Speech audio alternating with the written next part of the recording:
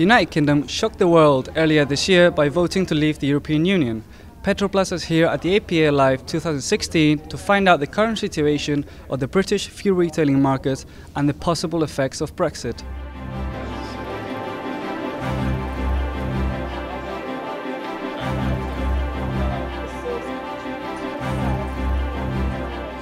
Anton Martinsen from Eleflex has been elected as the new chairman of the APEA. Anton, what does this position mean for you? Well, first, it's a great honour to have been nominated by your peers for this position, and I'm very proud to have been elected.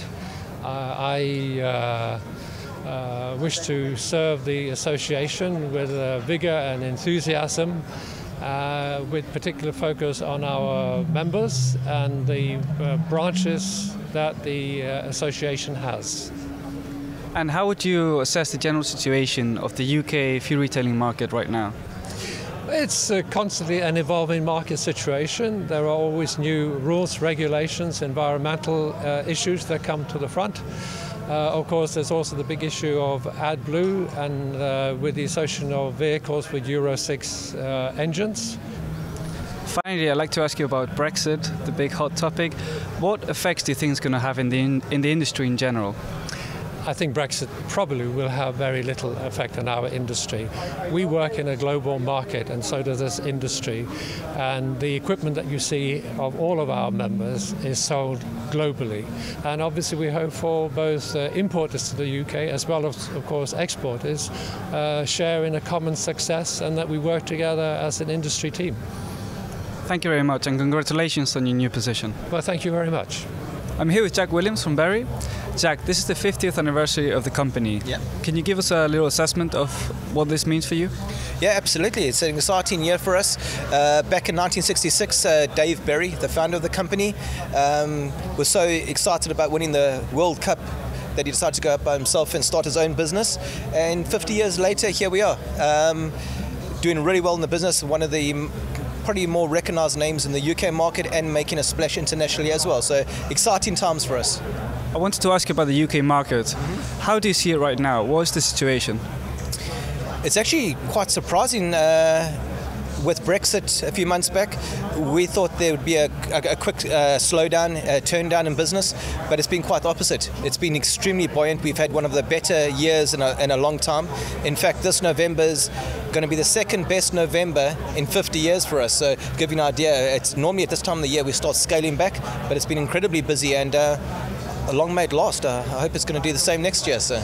Coffee is becoming an increasingly important product for the convenience sector and the retailing sector. How do you assess the growth of the market and your company that's just starting to work with those businesses? How do you adapt to this? Well, we've just come out of the recession, which hit us quite hard, and the coffee growth has just boomed. We're riding on the comet tail of Starbucks and Costa, and we have a lot of independent retailers that are interested in building profit margins around selling coffee. So we've seen probably since October, November last year, just our company has seen about 70–80% growth, and it's still booming.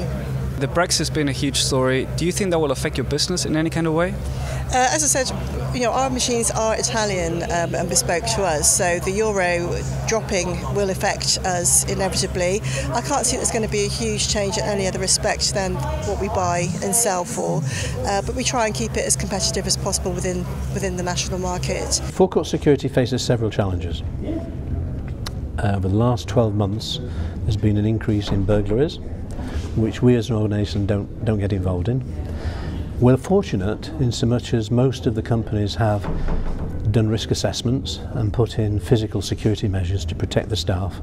So it's fair to say that robbery in the UK and attacks on cash are actually quite low, very low.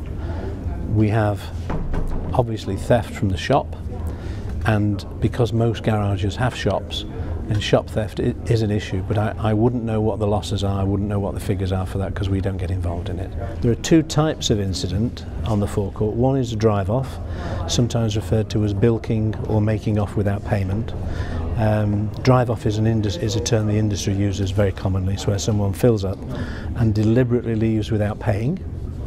Another one is where someone will fill up and then not realise they've left their wallet at home, come in and say, I'm sorry, I've left my purse in my other handbag, or left my wallet at home, or come out without my wrong jacket, and that's a problem as well. I'm here with Heidi Sherry from the Environment Agency. Heidi, what are the main challenges facing groundwater protection at gas stations right now?